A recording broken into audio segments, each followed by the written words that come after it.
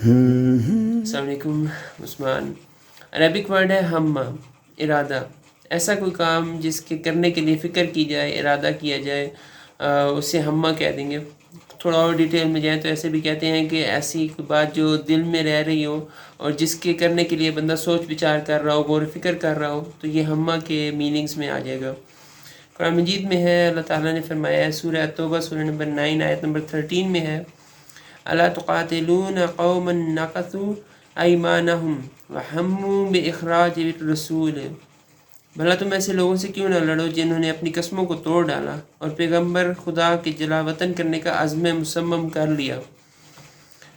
ہمو وہمو and determine, اور سوچ بچار کرنے لگے اور پوری طرح سے مصمم ارادہ کر لیا تھا انہوں نے. تو یہ ورڈ تھا ہمہ. جزاکم اللہ خیر.